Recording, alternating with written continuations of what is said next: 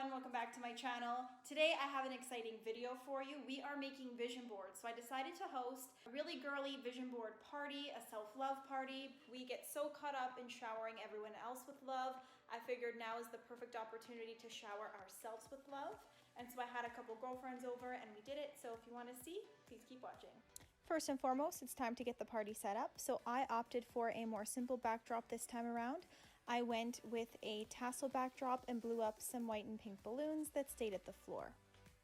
And now it's on to getting your vision board ready. So what I really love about these is that it really allows you to create better intentions and narrow in on your goals and your dreams.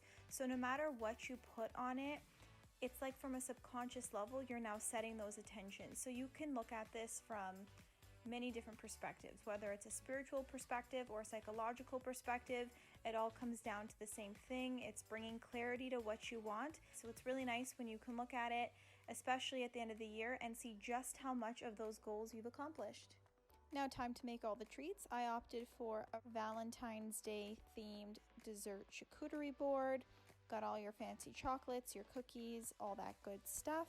I also decided to make mini fortune affirmation smash cakes. They were a huge hit, and instead of a traditional fortune, if you will, I put in an affirmation, which was a really nice touch. True self-care is not bath salts and chocolate cake. Oh, but it is. It's making the choice to build a life you don't need to escape from. Brianna Weist. She's right.